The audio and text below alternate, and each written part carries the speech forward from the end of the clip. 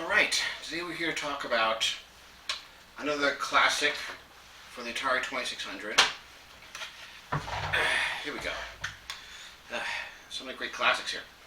Okay, Haunted House, alright?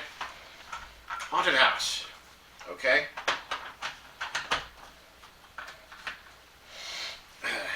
This has got to be, I guess, the first survival horror game, and it holds up to this day. I'm going to put a link in the description to a game developer who tried to recreate it in a game jam challenge, and that's one of my favorite videos on YouTube. So, and it's also what gave me the idea to make this series, which I love very much. Okay, but the premise is very simple. Okay, you got a haunted house. Okay, and there's 3 floors, 6 rooms on each floor, and everything is dark. Okay, so you have to light matches in order to see where you're going. And yes, this does mean that the character you play is 2 cartoon googly eyes floating in the darkness, which is a great cartoon trope that I love, and they're still using it even to this day. So don't you dare comment that cartoon trope is played out or hackneyed. It is wonderful, is what it is. Okay? Absolutely wonderful. Okay, so this, unlike Space Invaders, which had 112 variations,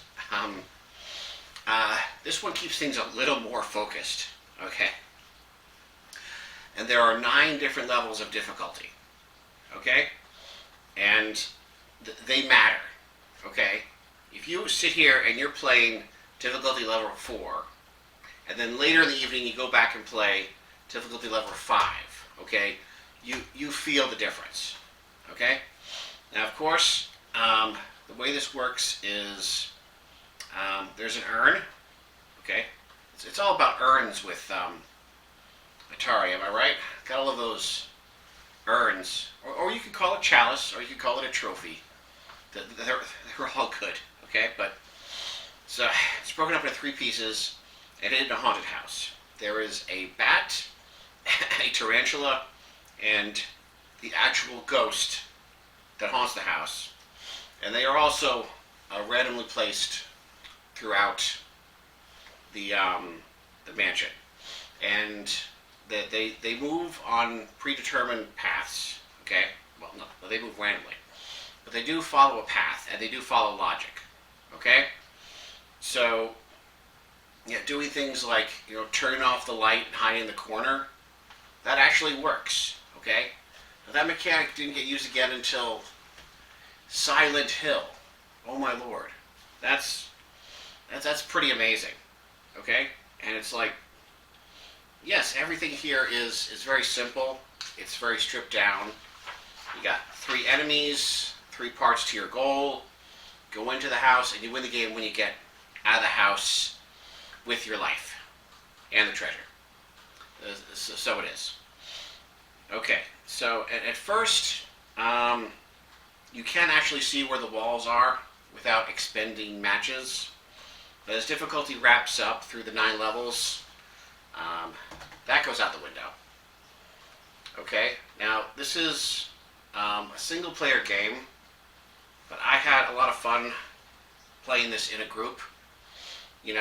It's like telling scary stories around the campfire, and you keep passing the conch or whatever to the next person. In this case, you pass the controller, and it works very well. Yeah, and the chalice, it reminds me a lot of a chalice in another game, okay, which we definitely have to talk about. Okay, but for now, I have to say that me sitting here, after playing Space Invaders, of course, the one thing I really needed to play was Haunted House. Okay, so please check it out. It is generally a cut above most anything you will find on the system. And so please check out Haunted House. It's super awesome. Thank you.